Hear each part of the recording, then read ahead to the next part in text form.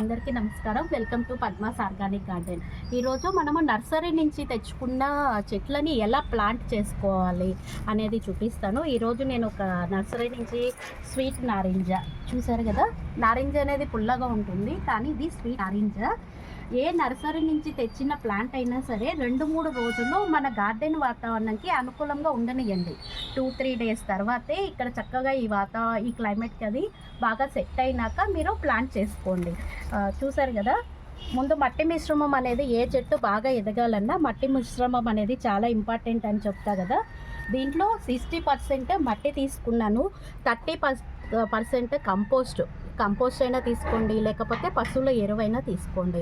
వేపపిండి అనేది కంపల్సరీగా వేయాలి, కొద్దిగా ఇసుక అనేది వేయాలి.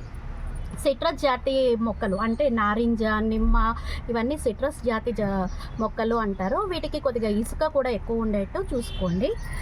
ఇప్పుడు మనకు చెట్టు పెట్టడానికి కొద్దిగా గుంత తీసుకున్నాం కదా, ఇట్లా దీంట్లోకి కొద్దిగా ఎగ్షెల్ పౌడర్, ఇది మొక్కకి కావాల్సిన కాల్షియం అనేది ఉంటుంది చూసారా. కొద్దిగా ఎగ్షెల్ పౌడర్ వేసాను, కొద్దిగా వేపపిండి వేస్తున్నాను. బోన్ మిల్లో ప్రస్తుతానికి నగ్గరలేదు, బోన్ మిల్లో ఉంటే కనుక బోన్ మిల్ కూడా వేయండి. ఈ విధంగా వేసుకున్న తర్వాత దీని మీద కొద్దిగా ఒక లేయర్ ఇట్లా మట్టి కప్పేసేయండి. ఫస్ట్ మట్టి కప్పేసినాక మనము ఏ చెట్లు తీసుకున్నా కూడా గ్రాఫ్టెడ్ మొక్కలు మాత్రమే తీసుకోవాలని మీకు చెప్తూనే ఉంటాను కదా. చూసారా, గ్రాఫ్టెడ్ మొక్కలు అంటే ఇట్లా అంటు కడతారనమాట. పెద్ద చెట్టుకి అంటు కట్టిన మొక్కలు అనమాట. ఈ విధంగా ఉన్న వాటిని గ్రాఫ్టెడ్ మొక్కలు అంటారు. ఇలా చేయడం వల్ల మీకు త్వరగా ఫ్రూటింగ్ వస్తుందన్నమాట వాళ్ళ దగ్గర. అందుకని మీరు తీసుకునేటప్పుడే గ్రాఫ్టెడ్ మొక్కలు ఇవ్వండి అని అడిగి తీసుకోండి. అంటు కట్టిన మొక్కలు అనమాట. చూసారు కదా, ఇక్కడ మీకు చూపిస్తాను క్లియర్గా. ఇక్కడ చూసారా, అంటుకట్టారు. ఇలా అంటుకట్టిన మొక్కల వల్ల మీకు తొందరగా ఫ్రూటింగ్ అనేది వస్తుంది. మిగిలిన మొక్కలతో పోల్చుకుంటే ఇలాంటి మొక్కలు తొందరగా మనకి ఫ్రూటింగ్ అనేది వస్తుందన్నమాట. ఈ ప్లాంట్ని నేను రాజమండ్రిలో ఉన్నటువంటి సప్తగిరి నర్సరీ నుంచి తెప్పించానండి. వాళ్ళ దగ్గర చెట్లు బాగా రిజల్ట్ ఉంటాయన్నమాట. వెంటనే చెట్ల క్వాలిటీ అనేది చాలా బాగున్నాయి. ఈ విధంగా తీసుకున్న దాన్ని మనము చూసారా ఇట్లా పెట్టేసుకుందాం. చెట్టు తెచ్చినాక ఒక 2 రోజులు 3 రోజుల వరకు మన గార్డెన్ వాతావరణాన్ని అది సెట్ అవ్వాలన్నమాట. అప్పుడే మాత్రమే నాటుకోండి. నర్సరీ నుంచి తేగానే చెట్లను ఎప్పుడు మీరు ప్లేస్మెంట్ చేయొద్దు.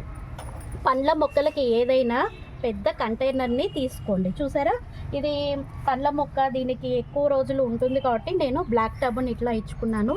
పండ్ల మొక్కలు ఎప్పుడైనా పెద్ద కంటైనర్స్లో మాత్రమే ఇవ్వండి. ఈ విధంగా నీట్గా.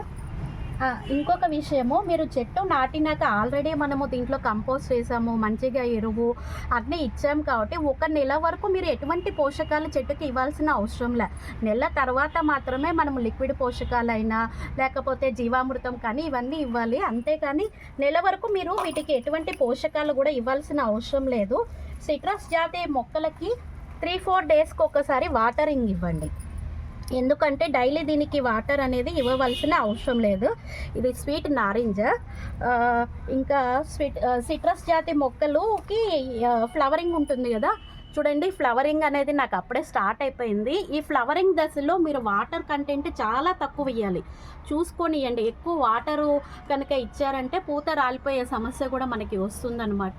సిట్రస్ జాతి మొక్కలు ఏవైనా సరే అవి ఎక్కువ వాటర్ లెవెల్ అనేది ఎక్కువ లైక్ చేయవన్నమాట. అందుకని వీటిల్లో కొద్దిగా ఇసుక శాతం కూడా ఎక్కువ కలుపుకోవడం జరుగుతుందన్నమాట. డ్రైనేజ్ సిస్టమ్, ఏ మొక్క అయినా డ్రైనేజ్ సిస్టమ్ బాగుండేట్టు చూసుకోండి. నేను చెప్తూ ఉంటాను కదా, సన్లైట్, ఎక్కువ సన్లైట్ ఉంటే మనకి ఎక్కువ ఫ్లవరింగ్ కానీ ఫ్రూటింగ్ కానీ వచ్చే ఛాన్సులు ఎక్కువగా ఉంటాయి. చీడపీడల నివారణ కూడా అది సాధ్యమవుతుంది అనమాట. Thank you.